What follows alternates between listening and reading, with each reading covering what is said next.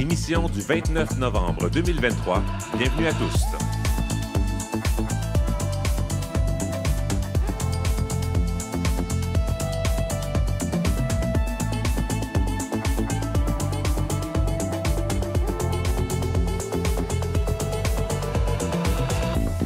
Kim Roy-Grenier au microphone. Aujourd'hui à l'émission, nous rejoignons à Québec Alex Frédéric Mignot, qui en est à son 10e jour de grève de la faim afin de réclamer la possibilité d'inscrire le marqueur de genre X sur sa carte d'assurance maladie du Québec.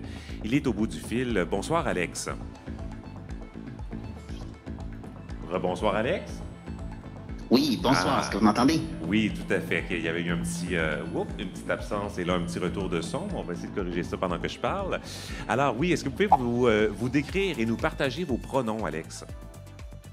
Oui, moi c'est Alex. J'entends un écho. Mes pronoms sont IL avec accord au masculin. Et qu'est-ce que ça veut dire pour vous faire partie des communautés LGBTQ+. Pour moi, c'est faire partie d'un groupe qui reconnaît la diversité humaine, autant dans le genre que dans les attractions, que dans l'amour. C'est faire partie d'une communauté qui me ressemble et qui me ressemble absolument pas en même temps. C'est fascinant. Et quel est votre niveau d'énergie en ce 10e jour de grève de la faim? Oh, franchement, j'ai déjà été plus fort que ça. Mais je tiens bon le coup. Bon, on aura l'occasion de faire le point dans quelques instants. On reçoit aussi à l'émission le directeur général du Conseil québécois LGBT, James Galantino, pour les 30 ans de l'organisme. Bonsoir, James. Bonsoir. Pouvez-vous vous décrire et nous partager vos pronoms? Oui, donc mes pronoms sont il et elle. J'utilise des accords masculins. Écoutez, je fais 5 pieds 11, j'ai les yeux bleus et je compte avoir un peu de calvitie, mais je pense que je le cache encore bien. Qu'est-ce que ça veut dire pour vous faire partie des communautés LGBTQ+. Pour moi, c'est exister, m'affirmer, puis c'est aussi choisir ma famille. Donc, je le disais, 30 ans du Conseil québécois LGBT. Si vous pouviez recevoir le cadeau de vos rêves pour les 30 ans du Conseil, ce serait quoi? Écoutez, moi, ma mère me trouve toujours plutôt plate parce que mon cadeau préféré, c'est de l'argent. Mais cette fois-ci, je peux le dire, le plus beau cadeau qu'on pourrait recevoir, c'est vraiment du financement pour l'ensemble de nos membres, un financement adéquat là, pour l'ensemble de nos membres. Du financement périn. Oui. Oui. Et puis, on va parler de théâtre aussi avec Mélodie Naël Rousseau. Bonsoir, Mélodie. Bonsoir. Alors, tu as eu l'occasion d'aller voir quand même quelques pièces dans les dernières semaines depuis ta dernière chronique. Oui, je suis plutôt gâtée. J'ai vu Bad Cop, j'ai vu Pompière Pyromane. On s'en va du côté de Québec et on va parler aussi des éroticeries qui se passent présentement à Espace Libre. Un beau programme pour cette chronique théâtre. Et moi, c'est Kim Roy-Grenier. Je suis journaliste, homosexuel et non-binaire.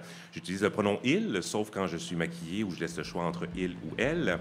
Et ce soir, sur scène, je porte un T-shirt blanc avec par-dessus un gros chandail de laine noire parce qu'il fait frette et que j'ai ramené du Pérou. Alors, ça rappelle l'exotisme.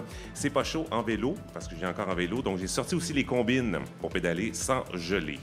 Et puis, pour la touffe de cheveux, c'est toujours aussi horrifique d'habitude. Mais là, faut ajouter la combinaison de la tuque et du casque qui a empiré les choses. Alors, nous sommes en direct du bar Le Normandie dans le village à Montréal. C'est parti pour tous.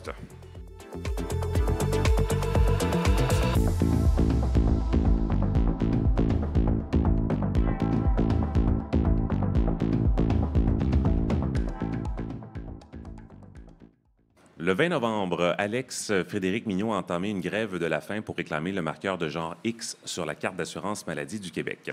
Conformément à la loi, plusieurs autres de ces documents de l'État portent la marque X. Mais à la Régie de l'assurance maladie, le dossier traîne la patte en attendant les recommandations d'un comité interministériel qui se penche sur la question depuis plusieurs mois déjà. Donc, on le rejoint à nouveau à Québec où il tient son action politique. Alex, rebonsoir. Oui, rebonsoir, Kim. Alors, qu'est-ce qui vous a poussé à recourir à ce moyen de protestation qui est quand même un peu de dernier recours, je dirais, là? Je dirais, dans les derniers mois, le nombre d'incidents qui sont retrouvés dans les médias, qui ont démonisé les personnes trans et non-binaires, autant au sud qu'au nord de la frontière, ont fait, tant qu'à moi, un gros changement dans le climat social par rapport à nous. J'ai des craintes par rapport à l'avenir de nos droits, par rapport à notre sécurité et avec le X qui est toujours pas implanté à ce jour, j'ai vraiment l'impression qu'on ne nous prend pas au sérieux, qu'on trouvera jamais assez que nos causes sont suffisamment urgentes pour être adressées tout de suite. Alors, ayant épuisé tous mes recours, légaux et autres, j'ai décidé qu'il me restait pas d'autre option pour me faire entendre que de faire une grève de la faim. Parce que justement, là, c'est pas la première action que vous faites pour avoir le X sur votre carte d'assurance maladie. Quelles sont les autres actions que vous avez entreprises avant de vous rendre à la grève de la faim et qui ont malheureusement rien donné? Si on exclut les fois où j'essayais d'avoir un certificat de naissance sans marqueur de sexe avant le changement du Code civil, je dirais que je me suis contenté d'abord de montrer les documents, de dire, ben regardez, vous vouliez que je mette mes documents à jour, ben voilà, ils sont à jour, alors c'est à votre tour. Et puis, ça fonctionnait pas, alors j'ai eu beau porter plainte à l'interne, porter les plaintes en appel, amener ça au protecteur du citoyen, à la Commission des droits de la personne, ça leur a rien donné. J'ai amené ça à la classe politique. J'ai amené ça même dans des consultations pour avoir des services juridiques. Et puis, il n'y a rien qui débloquait. Tout était terriblement long. Alors, ben, j'en suis venu vraiment au point où j'avais l'impression qu'il n'y avait plus rien d'autre que je pouvais faire pour qu'on me réponde un jour, qu'on me dise quand est-ce que le X serait enfin disponible, parce qu'il me pourrit vraiment la vie. Qu'est-ce qui fait qu'avec autant d'interlocuteurs, parce que là, vous avez parlé de la RAMQ, du protecteur du citoyen, je pense de la Commission des droits de la personne, aussi la classe politique, qu'est-ce qui fait qu'après avoir contacté autant de gens, autant d'institutions, il n'y a rien qui bouge depuis des mois, et même plus longtemps? On me dit, puis je comprends que c'est difficile, mais on me parle souvent d'un souci technique. Fait que les systèmes, les nombreux systèmes entre les ministères et organismes communiquent entre eux avec des protocoles coulés dans le béton et qui sont très, très difficiles et longs à changer et à adapter. C'est bâti sur 1 million de cure-dents, c'est très fragile. Alors, je comprends qu'il y a un gros travail, sauf que je ressens aussi une sorte de crainte dans le gouvernement qui prend pas le temps de nous comprendre. Parce que même si tous les guides ont été rédigés, même si toutes les recommandations ont été formulées, les études ont été publiées, étrangement, on a encore besoin de comités de sages, on a encore besoin de comités de réflexion, de toutes sortes d'affaires. Et il n'y a absolument rien qui bouge. Je vois une part de... On craint constamment que nos revendications de la communauté trans et non-binaire sont comme déraisonnables, sont pas sages, sont extraterrestres même. Alors, je comprends pas qu'est-ce que le gouvernement comprend pas, mais tout ce que je sais, c'est qu'en ce moment, tout est gelé sur place. On attend que le comité interministériel ait fini de faire ses recommandations, qu'il ait produit son rapport, et puis, en attendant, il y a rien, pas un cheveu, nulle part qui bouge. Mais l'affaire, c'est que les personnes trans et non-binaires qui ont besoin du X continuent d'exister. C'est pas un grand nombre, mais on est là, on paye les taxes comme les autres, on fait partie de la population, nous aussi, et puis, ben, on en a besoin. Alors, on n'est pas pour attendre 15 ans que le gouvernement soit satisfait avant d'appliquer sa propre loi. Je sais pas, qu'est-ce que tu en penses? Bien, moi, en fait, ce que je retiens aussi de ce que vous dites, c'est qu'il y a du monde là, en ce moment qui sont dans la même situation que vous. Là. Vous n'êtes pas seul. Est-ce que vous pouvez nous parler un tout petit peu des obstacles que vous rencontrez parce que vous ne pouvez pas avoir le marqueur X en ce moment? Parce qu'il y a d'autres personnes dans votre situation qui doivent aussi rencontrer des obstacles similaires. Quels sont-ils? La plupart du temps, je me bats contre des assumptions, soit sur mon corps, soit sur mon état de santé, soit sur ma famille, mon entourage. Et le fait de ne pas avoir de numéro de RAMQ que je me sens confortable de montrer en ce moment fait qu'en plus, je me heurte à des difficultés administratives. Alors, ben ouais, il y a le côté humain puis le côté administratif. Les êtres humains s'attendent jamais à voir quelqu'un comme moi devant eux. Ils pensent peut-être qu'ils n'en verront jamais. Mais voilà, je suis là, je suis non-binaire, je suis pas ce qui est écrit sur mes documents et sur mes dossiers médicaux. Alors, c'est difficile d'avoir le même respect que les autres, c'est-à-dire de pas me faire utiliser monsieur ou madame, même quand je le demande. Des fois, c'est un problème. Les gens peuvent se fâcher, les gens peuvent me raccrocher la ligne au nez, les gens sont juste... Des gens peuvent être vraiment très cruels. Ça crée un environnement qui est terriblement hostile, dans lequel j'ai même pas le goût de rentrer, j'ai même pas le goût de répondre au téléphone. Et après ça, ben, côté administratif, ben, le fait que les gens ont souvent jamais vu ça, quelqu'un qui rentre à l'hôpital sans carte d'hôpital, ben, ça fait que des fois, il y a des blocages qui disent ben là, si vous n'êtes pas pour payer tout de suite, ben, je vous laisse pas voir le médecin. C'est horriblement pénible, en particulier quand je suis dans une situation où est-ce que j'ai besoin d'aide de nature psychologique, psychiatrique. J'ai pas la force du tout pour me défendre. J'ai pas les arguments qui me viennent comme ça du bout de la langue. Alors, ça fait qu'en fin de compte, je me retrouve tout seul avec mes problèmes. Mes problèmes se répercutent sur mon travail. J'ai de la misère à travailler. Sur ma maison, je fonctionne pas. J'ai de la misère à m'occuper de ma famille. Ça se répercute sur mes finances parce que je fais des achats impulsifs. Alors, je me retrouve avec des problèmes financiers en plus. J'ai de la misère à me déplacer. Bref, c'est envahissant davantage que ça devrait être. Oui, Puis plus que ça le serait si j'étais pas non-binaire.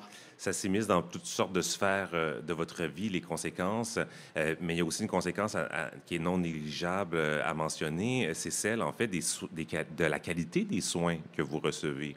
Vous avez mentionné quelques expériences, mais aussi, une fois que vous arrivez à rentrer dans le système, même si c'est fait un peu là, de manière peut-être inadéquate, pardon, la relation dans laquelle ça vous positionne avec les professionnels, ça aussi, ça a un impact sur la qualité des soins que vous recevez. Oui, tout à fait. Je veux dire, quand j'ai réussi à naviguer tout le labyrinthe, puis le zigzag, puis la maison qui rend fou pour me rendre jusqu'au cabinet, bien, je suis déjà en état d'hypervigilance. Je suis plein de paranoïa. Je fais attention à ce que je dis, à ce que j'entends, à comment je me présente. Je suis pas du tout dans un état d'esprit pour recevoir de l'aide. Et puis, les professionnels de la santé en ont pas nécessairement confiance. J'ai pas toujours les mots pour pouvoir expliquer comment je me sens. Fait qu'en partant, ça fait comme un fossé de 6 pieds de large entre moi et la personne que je viens consulter. C'est pas votre première grève de la faim. Comment elle se vit, celle-ci, par rapport aux autres que vous avez faites? Ben, elle est moins de surprise parce que c'est rendu ma 4e et je commence à avoir un peu d'expérience. La première, j'avais duré pendant 8 jours avant d'avoir un premier formulaire de la RAMQ pour me permettre d'avoir des soins en attendant que le rapport du comité interministériel soit déposé. Pendant les 2 autres, ça a été de plus longue durée un petit peu. Maintenant, je suis venu plus préparé, sauf que la saison m'a rattrapé pas mal vite. Je vous admets que dormir dehors à -20, je trouve ça ordinaire pas mal. Puis c'est déjà un beau privilège que d'avoir accès à une voiture qui est capable de me chauffer un peu quand il fait trop froid. Vous avez quand même pu, finalement, à la 9e journée, rencontrer une équipe psychosociale du CIUS qui est allée vous rencontrer hier, mardi, c'est ça? Oui, tout à fait. Mais je suis pas en situation de crise, donc j'apprécie les services que le CIUS m'a offerts, sauf que c'est pas de ça dont j'ai besoin en ce moment. Là. C'est d'une carte de RAMQ. Et d'ailleurs, bon, dans tout cet épisode-là, depuis lundi dernier, vous avez eu quand même une couverture dans les médias assez large. Il y a plusieurs médias qui ont parlé de vous. Il y a la ministre qui s'est exprimée aussi sur votre grève de la faim. Il y a eu une contradiction, et ça a été rapporté dans les médias. La ministre qui a dit qu'elle était en contact avec vous. Vous avez dit qu'il n'y avait pas de contact. Comment vous avez pris ça de voir la ministre Martine Biron, qui est responsable de la lutte contre l'homophobie et la transphobie, affirmer une chose dans l'espace public qui, pour vous, ne reflète pas la réalité, dans le fond?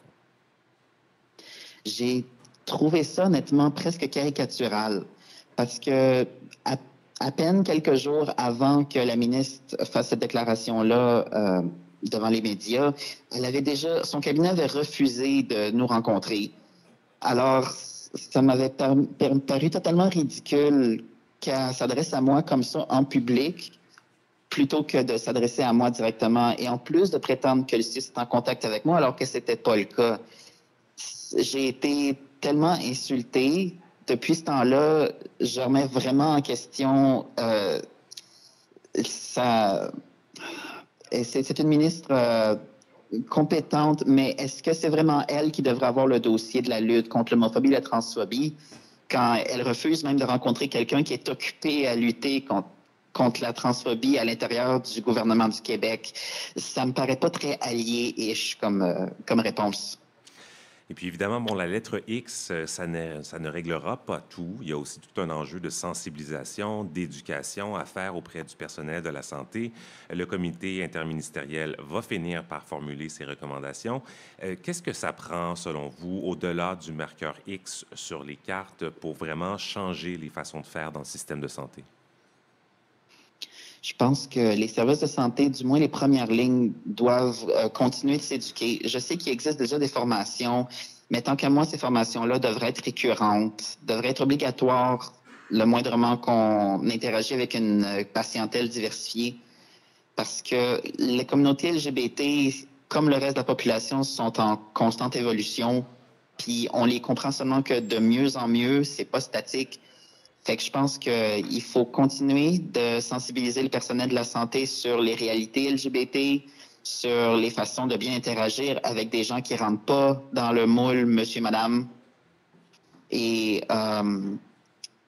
juste d'apprendre à reconnaître, dans le fond, les signes minimaux. Puis le X, c'est déjà un excellent point de départ pour pas rationaliser, mais normaliser notre existence, notre présence.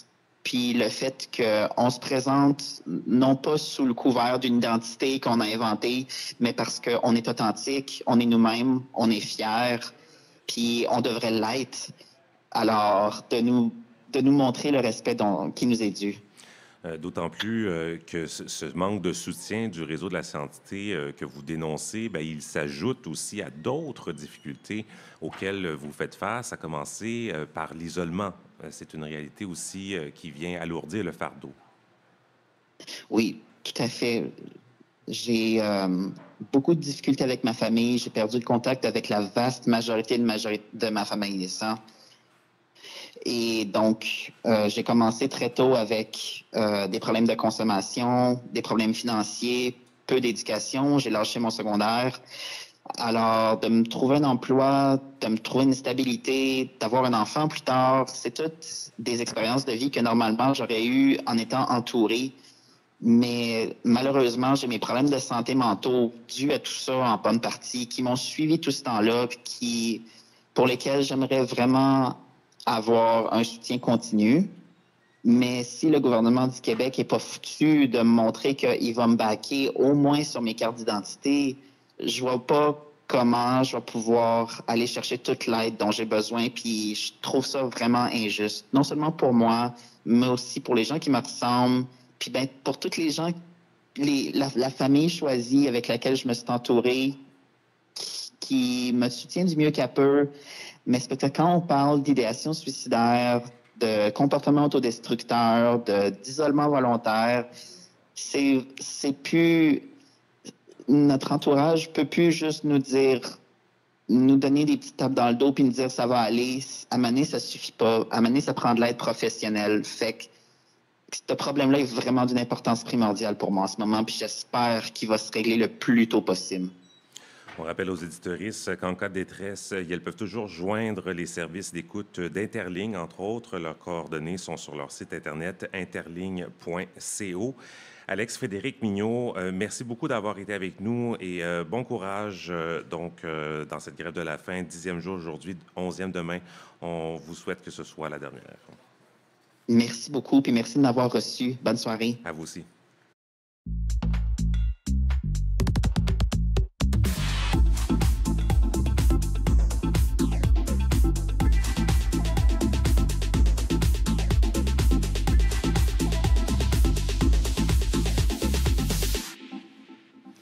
On reçoit maintenant le directeur général du Conseil québécois LGBT, James Galantino. Rebonsoir. Bonsoir. On vient d'entendre le témoignage d'Alex qui s'est rendu jusqu'à faire de la grève de la faim là, pour obtenir le respect de son identité de genre à la RAMQ. Ça vous fait quoi de voir qu'en 2023, il y a quelqu'un de nos communautés qui doit se résoudre à aller jusque-là pour faire respecter ses droits? Oui, bien écoute, je pense que c'est bouleversant de se dire que justement qu'en 2023, au Québec, qu'il y a quelqu'un qui doit aller jusqu'à faire la grève de la faim dans le but d'avoir accès à des soins, dans le but de se sentir traité avec respect, avec dignité. c'est fou quand même. Mais nous, au Conseil québécois LGBT, on fait avec des cas comme ça. Ouais, on va juste réajuster le micro parce qu'il y a des gens qui nous entendent moins Parfait. bien. Donc, on va prendre le temps de bien ajuster ça et de bien projeter dans le micro. Oui. Parfait. Donc, c'est ça. C'est vraiment multifacette, tous les obstacles, en fait, pour les personnes non-binaires présentement. Puis là, on parle beaucoup, justement, de la nécessité d'avoir le X sur les cartes d'identité. D'ailleurs, c'est la priorité, je pense, qui est assez absolue là, en ce moment. Ce qu'on pousse, qui est le plus important, c'est d'accélérer cet accès-là, qu'on puisse enfin imprimer les cartes d'identité avec le bon marqueur. C'est d'ailleurs ce que nous, on défend au Conseil québécois LGBT comme étant la priorité. Mais on sait très bien que c'est pas que ça. C'est la carte d'identité, je pense que c'est la première étape, la plus importante à court terme, mais c'est pas la seule. D'ailleurs, c'est pour ça qu'il y a un comité interministériel qui se penche sur la question de comment inclure les personnes non-binaires et les reconnaître légalement, juridiquement, au Québec et dans toutes les sphères de la vie, dans les espaces qu'on va devoir avoir des espaces neutres pour accueillir ces personnes-là, pour que ces personnes-là puissent aller aux toilettes, aux vestiaires, pendant le système informatique, qui justement est un gros problème parce qu'il est plutôt archaïque, qui n'est pas prêt à accueillir un X, donc ça demande des changements. Puis au-delà de tout ça, il y a aussi l'éducation des personnes qui offrent des services aux personnes trans non-binaires. C'est déjà pas facile pour des personnes trans binaires de recevoir des services adéquats dans le système de la santé. Puis même si on a une carte d'identité qui correspond, les gens vont continuer de en fait, assumer notre genre. C'est des choses auxquelles on fait face tous les jours. On n'a pas un bon passing. Donc, si juste au premier regard, les gens ne reconnaissent pas notre genre, on se fait mégenrer. Les gens assument nos organes génitaux. Ils vont assumer le madame, monsieur. Donc, c'est sûr que là, il faut, au-delà du système, au-delà de la carte qu'on imprime aussi, il faut vraiment éduquer les gens. Il faut éduquer les professionnels pour qu'on ait accès à des services adéquats. Et au Conseil québécois LGBT, vous avez contact avec la classe politique. Ça fait partie de votre rôle de faire du démarchage auprès des députés. Dans ce dossier-là précis, entre autres avec le comité interministériel, quel est le travail que vous faites avec le gouvernement pour faire en sorte d'accélérer le travail du comité? On attend les recommandations. Oui, c'est ça. Dans le fond, nous, le Conseil québécois LGBT, on est un réseau d'organismes membres. Et nos membres, ce sont les organismes LGBTQ de la province qui viennent de tous les quatre coins du Québec, qui offrent des services aux personnes directement. Donc, nous, on n'offre pas de services aux populations directement. On entretient ce réseau-là avec nos membres et notre mission principale, c'est la défense des droits. Donc, on fait du plaidoyer. Donc, le travail qu'on va faire de politique dans ce cas-ci, c'est justement de développer des relations gouvernementales dans le but d'éduquer les politiciens et politiciennes, se faire entendre, nommer les préoccupations et les besoins. Pour faire ça et pour bien le faire, on va vraiment faire de la concertation avec nos membres pour entendre leurs besoins, entendre leurs préoccupations, puis on va les soulever, les élever au gouvernement avec qui on a des contacts, justement, puis on a des relations assez étroites. Mais là, qu'est-ce qu'ils vous disent, le gouvernement, là, quand vous leur parlez du comité interministériel? Est-ce qu'ils vous disent « oui, ça s'en vient » Oui, non, exact. Dans le fond, le comité interministériel, dans le fond, ce qu'on sait, c'est que il travaille sur ça. On se fait dire qu'il travaille là-dessus tous les jours, que ça avance, mais que c'est ça, que c'est très lent. C'est un gros chantier parce que justement, il se penche sur comment ça va s'implanter, tout ça, à tous les niveaux. Donc, c'est pour ça que nous, présentement, ce qu'on pousse, puis ce qu'on met de l'avant, puis c'est d'ailleurs comme on a travaillé sur ça ce mois-ci, c'est de mettre l'accent sur l'urgence du X sur les papiers d'identité. Donc, on va le faire via l'envoi de lettres, via de la demande de rencontre, de contact. On explique les enjeux de ne pas avoir un X, puis ça a été démontré scientifiquement, toute la détresse qui peut être causée de ne pas avoir des cartes d'identité qui correspondent à notre identité de genre. Donc, on met tout ça de l'avant, on aura un argumentaire, on les éduque sur l'importance de ça. Puis, aux dernières nouvelles, ce qu'on s'est fait dire, c'est OK, on comprend que c'est ça la priorité, que c'est ça le besoin urgent. Puis on va commencer à pousser ça. Donc on est comme rendu là.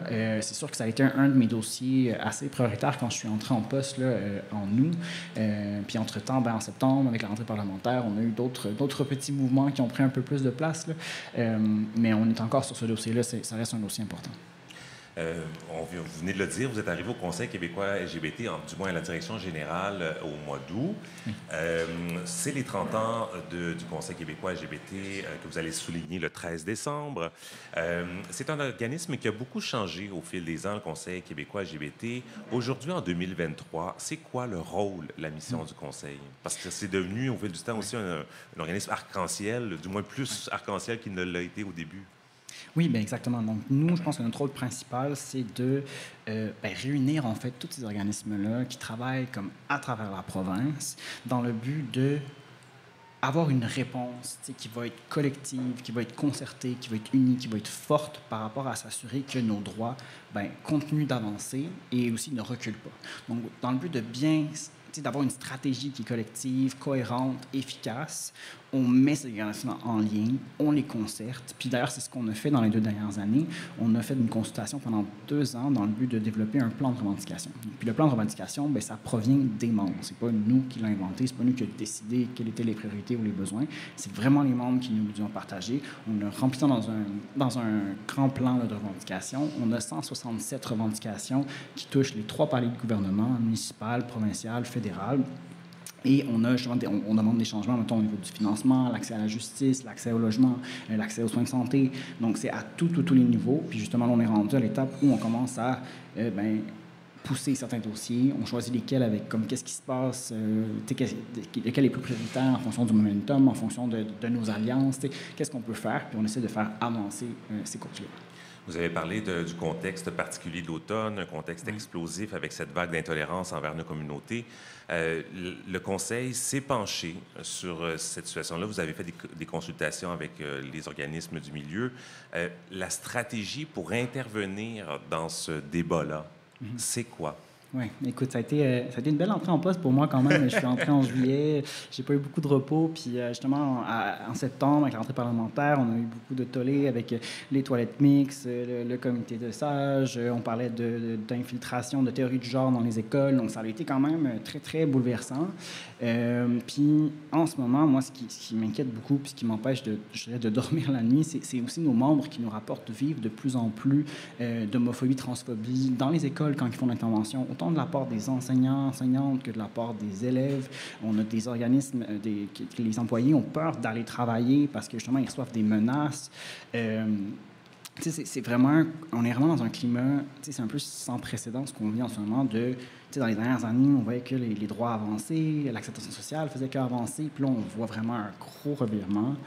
C'est super inquiétant. Fait que là, on est arrivé avec ça, de comme, voici ce qui se passe, James, c'est la montée de la haine, puis maintenant, je suis le directeur général du Conseil québécois LGBT. Que vas-tu faire avec ça, avec ce gros morceau-là?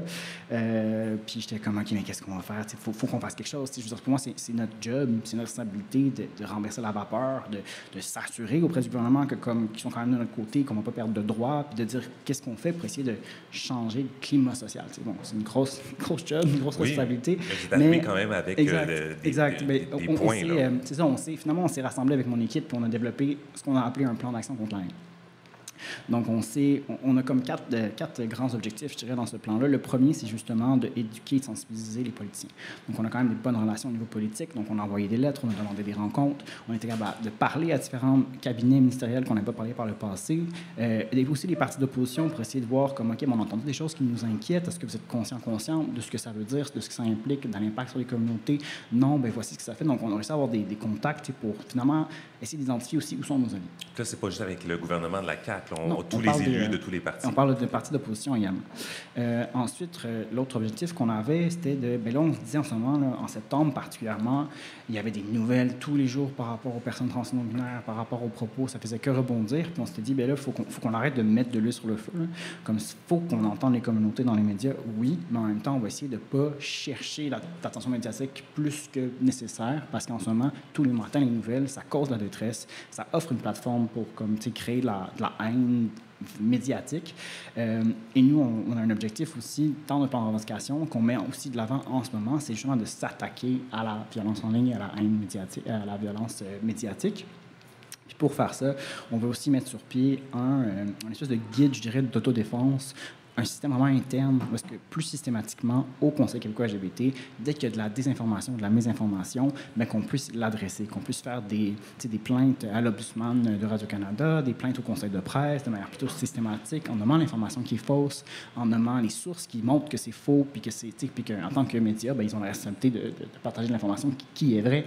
Donc, de s'attaquer à ça, puis éventuellement aussi, on a des contacts au niveau fédéral à l'idée qu'on puisse mettre à jour le code criminel sur ce que c'est de l'incitation à la haine. Donc, dans le but que ça inclut la violence en ligne, dans le but que ça inclut justement comme la désinformation, qui dans le fond, le fait de partager des informations fausses volontairement. Donc, c'est un peu à tout ça qu'on s'attaque. Puis aussi, on a comme idée de... On sait que la montée de la haine qu'on vit en ce moment, c'est pas que les communautés LGBTQ+. Je veux dire, les communautés religieuses, le vivre, les communautés culturelles, les femmes en particulier, on voit vraiment une montée là, de la misogynie avec Andrew Tate et compagnie en ligne. Ça incite vraiment les jeunes à avoir des propos sexistes et misogynes qui sont assez violents. Donc, on s'est dit, on va créer vraiment une coalition contre la haine. On va acheter des alliés, d'autres groupes qui ne sont pas LGBT, qui vivent aussi cette montée de la haine-là, pour créer une espèce de coalition contre la haine. Et ce qu'on veut faire aussi, c'est de revendiquer le renouvellement, en fait, du plan d'action gouvernemental contre la radicalisation menant à la violence. Donc, on sait qu'entre autres, tout ce qui se passe, c'est dû à de la radicalisation. Et c'est ce qui amène à plus d'incidents violents. Là, vous dites renouvellement parce que c'est un plan qui existe déjà, mais qui n'a pas été mis à jour ou qui a une date de fin? Dans le fond, au provincial, on en avait un plan de 2015 à 2018, donc qui a été échu en 2018. Et depuis 2018, donc depuis que la CAQ est au pouvoir, c'est un plan qui n'a pas été renouvelé. Par contre, au fédéral, c'est un plan qu'on a et qui est renouvelé à chaque fois qu'il est échu. Donc, je pense que c'est rendu un besoin en ce moment. En plus, si on pense à comment François Legault a parlé de ce qui se passe en parlant de vouloir être un rempart entre les extrêmes, mais je pense que la meilleure façon d'être un rempart entre les extrêmes, c'est de prévenir la radicalisation qui mène à la violence. Vous avez fait cet automne une grande tournée des régions pour aller voir les organismes de nos communautés à l'extérieur du Grand Montréal. Comment ça s'est passé, cette tournée? Oui, écoute, Narche, ça vient un peu de prendre fin, là, les grands road trips, je dirais, dans le fond. Je pense que c'était une façon, de m'introduire aussi en tant que nouvelle direction générale. Puis c'est aussi une opportunité de rencontrer les membres en personne, sur place, créer des liens, voir leurs locaux, voir le terrain, voir comment ça se passe. Puis l'objectif principal là, de ces rencontres-là, c'est vraiment d'améliorer nos pratiques. Donc, dans le fond, quand on va rencontrer les membres, on leur pose des questions sur un peu les genres de services qu'on donne, la façon dont on travaille, puis on cherche à voir est-ce qu'on peut s'améliorer. Tu sais, je veux dire, c'est quand même du temps de demander aux gens de venir sur nos rencontres Zoom pour faire de la concertation. Fait qu'on veut, quand on demande aux gens de nous donner de leur temps, du temps qu'ils nous donnent, c'est du temps qu'ils ne sont pas en train de mettre sur le terrain en train d'aider quelqu'un. T'sais. Donc, on veut, quand ils nous donnent du temps, que ce soit efficace puis que ça leur soit utile. Donc, nous, on a ces espaces de concertation-là, mais on est en train de mettre sur pied des communautés de pratique, on donne des formations. T'sais, on fait un peu tout ça pour nos membres, pour les aider finalement à augmenter leur capacité, puis tout ça. Donc, on veut que ça le fasse de manière utile. Donc, on a rencontré nos membres en région dans le but spécifiquement de savoir qu'est-ce qu'ils pensaient de ce qu'on faisait. Généralement, on est très bien accueillis. Je pense qu'on a été je suis très chanceux, je pense, dans une façon d'arriver quand même à un moment dans l'histoire du Conseil québécois LGBT où est-ce qu'on a travaillé très, très fort pour bâtir des relations de confiance avec nos membres. Puis d'entretenir ces relations-là. Puis je pense qu'on est rendu à un point aussi où on a un bon réseau. Nos membres nous font confiance, puis on travaille fort. Et de quoi ils ont besoin, ces organismes-là en région? Écoute, encore une autre réponse plate, mais sincèrement, je pense que l'enjeu du financement, c'est un problème pour tous les organismes LGBT parce qu'on est vraiment sous-financé, encore plus que les organismes communautaires non LGBT. Mais je pense que c'est encore plus marquant en région parce qu'en région, souvent, il y a seulement un petit organisme LGBT pour un grand territoire. C'est un organisme qui n'a pas tant d'argent. C'est généralement 1, 2, peut-être 3 employés. Et que là, il faut qu'ils payent des déplacements, le temps du déplacement pour couvrir leur énorme territoire. Donc, juste pour faire un peu un équivalent de ce qu'on ferait à Montréal, il faut beaucoup plus d'argent à cause du temps de déplacement puis le coût du déplacement. Et c'est des organismes qui sont 1, 2, 3 personnes. Quand tu dois couvrir toute la Gaspésie à 2, c'est pas facile. Il y a quand même des nouvelles encourageantes là, dans la communauté. Là. Je sais que c'est très parfois un peu négatif, là, ce dont on parle depuis le début de l'automne. Bon, vous avez souligné la fin des thérapies de conversion, qui est quand même assez récente, comme une avancée. Bon, en région, justement, aussi, il y a une bonne collaboration entre des institutions et les communautés LGBTQ. Il y a d'autres dossiers, par exemple, qui restent du progrès à faire, entre autres en ce qui concerne les personnes intersexes. Oui, tout à fait. En fait, un de nos dossiers principaux, je dirais, au fédéral, alors ça, c'est une des choses que je voulais mettre en place à mon arrivée, c'est de développer de meilleures relations au fédéral. On est un petit peu plus absente au fédéral qu'au provincial.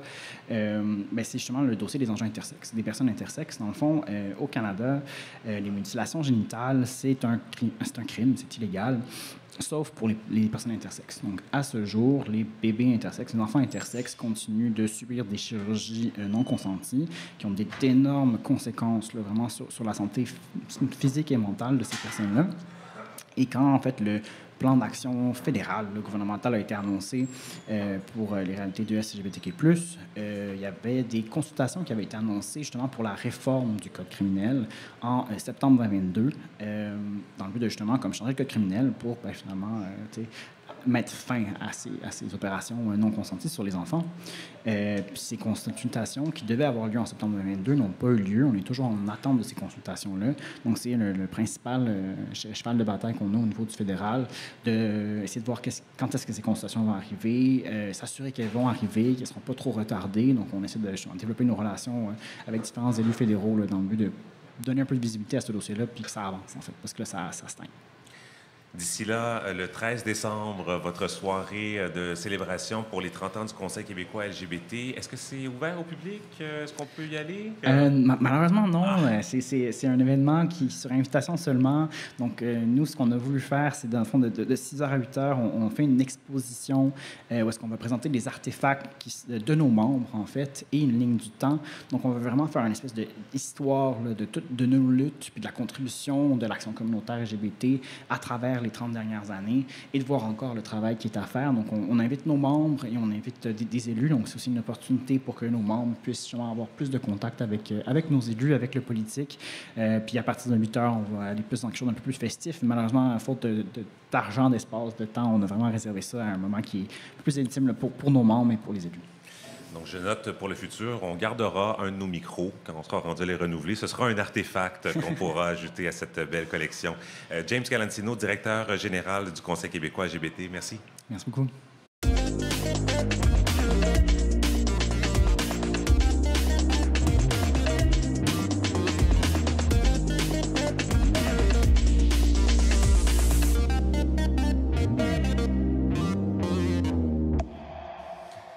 Mélodie Noël Rousseau.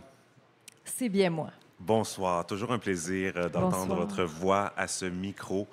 Et là, on a quand même un programme chargé, mais chargé de qualité. Oui. En tout cas, du moins, moi, je peux témoigner pour la qualité de 2 des 3 pièces. Il y en a une que je n'ai pas vue. Mais la première dont tu veux nous parler aujourd'hui, j'y étais. Il s'agit de la pièce Bad Cop du Théâtre des Petites Révolutions. Oui, c'était présenté au Théâtre L'Esquisse sur le plateau. C'était la première fois pour nous deux. Je ne connaissais pas. Non. C'est toujours le fun de découvrir des nouveaux lieux de théâtre et de diffusion. Oui, j'ai adoré cette ambiance cosy avec les beaux rideaux rouges. Ça mettait l'ambiance. Donc, c'était une comédie sanglante à laquelle on a assisté, qui allie le théâtre d'objets et les codes du cinéma d'action. Une pièce féministe. Ça mettait en vedette, entre autres, 2 divas cop qui affrontaient des bouillottes, de vilaines bouillottes qui étaient tannées d'être au service des menstrués. Alors, vous voyez un peu le portrait. Ça met la scène. Ça nous met en contexte. Le théâtre d'objets, on sait que tu aimes ça. Tu nous en as déjà parlé aussi. Moi, c'était, je pense, mon premier contact. Je comprends. Oui. Pourquoi tu aimes le théâtre d'objets? C'est vraiment divertissant. Oui. Est-ce que tu peux justement nous parler un peu là, de qu'est-ce qu'on pouvait voir? Parce que, bon, comédie sanglante, c'est un peu graphique, mais c'est vrai qu'il y avait beaucoup d'action sur scène. C'était salissant. Il y avait de la mousse rose là, pour imiter le sang. Donc, c'était vraiment, c'est ça, une pièce d'action policière. Puis, ce qui est le fun avec le théâtre d'objets, c'est qu'on peut aller plus loin que si on avait des vrais actrices sur scène. On peut jouer avec les focus aussi. Une fois, on est sur les objets qui se servent de marionnettes. Et après ça, on retourne aux 2 manipulatrices qui, elles, vont incarner ces personnages-là. Donc, c'est vraiment le fun. Toutes les 10 dimensions qu'on peut donner à une pièce de théâtre d'objets. Donc, on a eu beaucoup de plaisir à assister à ce beau délire-là des deux créatrices et interprètes, Catherine Cléroux et Katia Lemieux. D'ailleurs, actuellement, la compagnie produit mensuellement des spectacles d'improvisation littéraire à la librairie N'était-ce pas l'été, dans la petite Italie, si jamais vous voulez rencontrer leur univers. Oui, parce que la pièce est seulement 2 jours. Ouais. Donc, malheureusement, on ne peut pas vous inviter à y aller. Peut-être qu'il y aura d'autres représentations, je ne le sais pas, parce que dans la salle réagissait beaucoup. Je pense que ça a été apprécié comme spectacle. Mais oui, on voyait la grande liberté aussi des interprètes. Puis il y avait un band live sur 2 musiciens sur scène, Guillaume Bernatchez et Camillard Karimi, qui nous offrait là, tout un show aussi en complément aux interprètes. C'était vraiment chouette. Ça détonnait. Ouais. Tu es allé aussi du côté de Québec, donc c'est celle que j'ai ratée. Il s'agit de la pièce Pompière et pyromane au Trident. Oui, une adaptation du livre de l'essayiste romancière militante Martine Delvaux, une mise en scène du bureau de l'APA, une joyeuse bande d'indisciplinés. La compagnie a plus de 20 ans, je ne sais pas si vous les connaissez, mais c'est vraiment un atelier de bricolage d'art vivant. Ce qu'ils nous offrent, c'est vraiment des objets particuliers. Puis j'avais vraiment hâte de les revoir sur scène. Un retour depuis la mort du très regretté cofondateur Simon Drouin il y a 2 ans. Mais bon, l'autre cofondatrice, Laurence Brunel-Côté, était bien là au rendez-vous. Quand on entre dans le Trident, on voit une pépinière, une grande glissoire. Il y a des toasts brûlés d'accrocher sur une corde à linge. C'est vraiment un grand bric-à-brac joyeux. Puis bon, l'autrice Martine Delvaux, une personne, je pense, que vous aimez. Je ne veux pas vous mettre des mots dans la bouche, mais je pense qu'au fil des discussions, j'ai cru comprendre ça, qui est aussi une alliée de la communauté LGBT. C'est une grande alliée, puis je me permets un petit détour. James vient de nous parler là, de cette montée de la haine qu'on vit présentement. Martine Delvaux avait sorti un article important dans Le Devoir en octobre dernier intitulé « La chasse aux sorcières trans ». Allez lire ça. Juste pour vous en citer un extrait, pour que la ségrégation continue à opérer en silence, on remplace la chasse aux sorcières par la chasse aux trans. Le parallèle est criant, la chasse aux sorcières continue. Cette fois-ci, ces personnes-là, elles sont non-binaires, elles sont trans, elles sont queer, elles sont féministes. Alors voilà, La chasse aux sorcières trans de Martine Delvaux. Et juste revenir sur la pièce en tant que telle, je ne sais Oui. pas si vous aviez tout dit ou si vous vouliez en dire un petit peu plus sur l'histoire. Oui, bien déjà, le thème, c'est la crise climatique. Ça invite le public à refuser l'abattement et choisir le combat. C'est une œuvre que Martine avait dédiée à sa fille. Dans le fond, elle s'adresse à sa fille Éléonore Delvaux-Baudouin, qu'on retrouve sur scène avec grand bonheur. Elle participe là, au bric-à-brac et elle se prête même au chant. Très belle voix. Et donc, ça, c'est jusqu'au 2 décembre. Donc, il reste très peu de représentations. Mais des fois, les pièces de Québec partent en tournée aussi après. Je ne sais pas si ce sera le cas. On sait que le N'essuie jamais de larmes sanguin s'en vient à Montréal, si ce n'est pas déjà commencé. Donc, peut-être une tournée à suivre. Ça s'appelle Pompière et pyromane. Mais là, la pièce, celle comment dire, dont on voulait le plus parler, peut-être, c'est une pièce, d'abord, qui n'en est pas à sa première mouture. Il s'agit des érotisseries présentées à l'Espace Libre. Je l'avais manqué l'année dernière. Donc, quand on est allés ensemble, j'étais bien content de finalement voir ça parce que c'est quand même quelque chose. Ça détonne dans le portrait actuel théâtral. Oui, c'est une 7e édition, tous des spectacles distincts depuis 2005. C'est un projet anarchiste, féministe, queer qui est porté par 3 femmes, Marie-Christine Simoneau, Catherine Desjardins-Bellan et Éliane Bonin. Une création qui rassemble différents tableaux et chaque tableau porte chacun leur histoire. C'est vraiment des petites histoires indépendantes, inspirées d'expériences personnelles, de fantasmes des artistes aussi. Et pour ceux qui ne sont pas familiers avec cette joyeuse bande, Éliane Bonin nous explique la mission de Carmagnole. C'est un projet social de cirque et d'art vivant.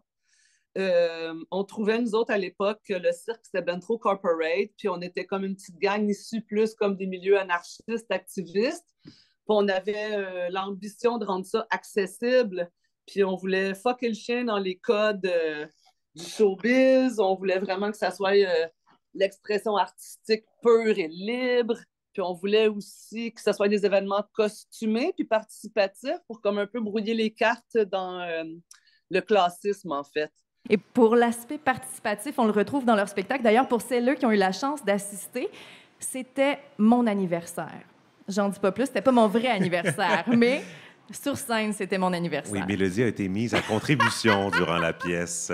Mais, Ah oui. mais tu as très bien fait ça. Merci. Oui, parce que même si on t'a offert un cadeau, je ne vais pas dire empoisonné, mais quand même, un cadeau très spécial, Oui. tu l'as accepté avec grand sourire. Ah oui, le plus bel anniversaire de ma vie. Ah oui. Mais justement, on parle d'accessibilité, mais il faut dire quand même, c'est un spectacle 18 ans et plus. Là. Donc oui, on rend ça accessible, mais en même temps, c'est un public averti aussi. Oui, mais je m'attendais à un public plus extraverti, mettons. Je trouvais que la salle était plutôt sage, très attentive. D'ailleurs, une des interprètes se moque à un moment donné de cette salle douce en disant « Coudon, on se créerait au théâtre ». Et là, elle se met à se masturber les neurones comme ça, là, en mettant ses doigts à chaque côté de sa tête. Et le ton est donné, on comprend. Le numéro d'ouverture aussi donne le ton. Hein. Là là. Oui, sans brûler de punch, on peut pas, là, nécessairement, mais disons qu'il y a naissance d'une fleur qui surgit de l'endroit inattendu. Oui, c'est un des plus beaux moments de théâtre que j'ai vécu. C'était saisissant. C'est un spectacle qui nous ramène au corps, aux sensations. C'est irrévérencieux, c'est drôle, c'est aussi émouvant et ça s'adresse à tout le monde. Éliane Bonin. Ça rejoint pas juste du monde qui tripe sur le sexe puis l'érotisme. C'est pas un show burlesque, c'est pas un show de danseuse. Quand le monde fait comme, ben moi, j'ai pas été érotisé, c'est comme, mais c'est pas le but. On n'a pas dit qu'on va t'émoustiller chose. Mais on va parler à ton érotisme, on va parler de nos éros, puis on va parler de ton éros. Ça ne veut pas dire que tu vas être excité sexuellement. Il n'est pas fait pour ça, le show. Mais c'est sûr qu'à travers le show, il y a des scènes qui vont parler de toutes sortes de facettes de l'éros. Et c'est malheureusement, heureusement, complet partout. La première semaine n'était pas finie, que c'était déjà complet. Mais je vous en parle quand même parce que je trouve ça important de célébrer que ce genre de spectacle-là existe et surtout qui amène un art underground dans nos théâtres pour le plaisir d'un plus large public. Peut-être un public qui ne se reconnaît pas dans des formes plus classiques. Je trouve ça merveilleux que se rencontrent les publics d'Espace Libre et le public qui suit Carmagnole depuis 20 ans déjà. Pardon, puis comme tu le disais, c'est la 7e mouture, 7e édition.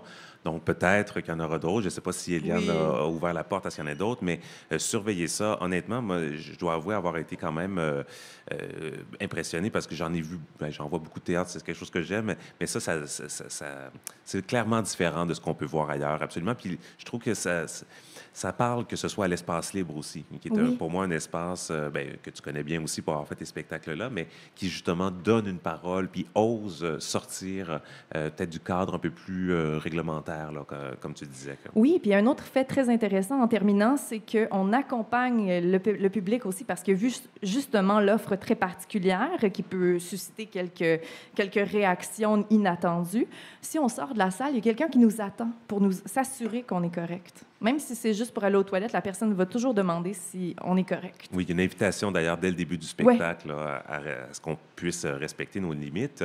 Les érotisseries, gardez ça en tête si jamais ça revient en ville ou si ça va dans votre ville. Et à surveiller, Mélodie, tu as une petite suggestion à nous faire. Oui, aux Dernières Frontières, aux Écuries, c'est une coproduction Yukon Québec. Ça commence demain. J'y vais demain, dès le 30 novembre. Et ça se poursuit jusqu'au 9 décembre. C'est en fait une pièce qui déconstruit notre romantisation du Grand Nord. Là. Tu sais, les idées qu'on pourrait se faire. Puis une fois qu'on est arrivé là, dans le grand froid, il y a peut-être un peu de désillusion. Donc, Dernières Frontières se situe à mi-chemin entre l'autofiction, le théâtre documentaire, le cabaret. Il y a plein de matériaux là-dedans, du théâtre d'ondes, de la drague, des vidéoprojections, de la musique live. Alors, allez à cette invitation-là. Ça va être tout un spectacle. Oui, en attendant le fameux road trip jusqu'au Yukon. Mélodie Noël Rousseau, merci beaucoup d'avoir été avec nous. Puis on se revoit dans 2 semaines pour la dernière de la saison, le 13 décembre. Merci.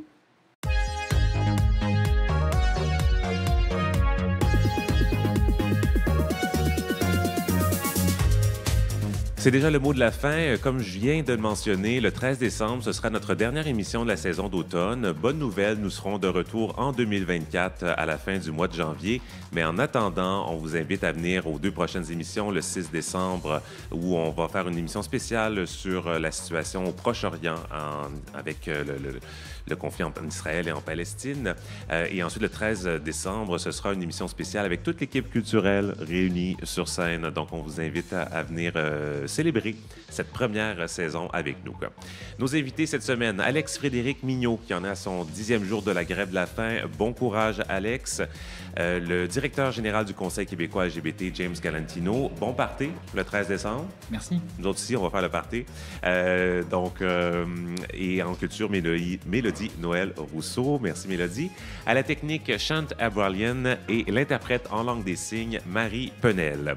Je vous invite à nous suivre sur les médias sociaux. On a d'ailleurs mis des photos de toute cette belle gang de la communauté sourde et malentendante qui viennent assister à l'émission chaque semaine. Alors, pour rester à l'affût des dernières nouvelles, abonnez-vous à nos comptes Instagram, Facebook, TikTok, YouTube, notre infolette. Ici Kim Roy-Grenier, au nom de toute l'équipe. Merci d'avoir été avec nous. À la semaine prochaine.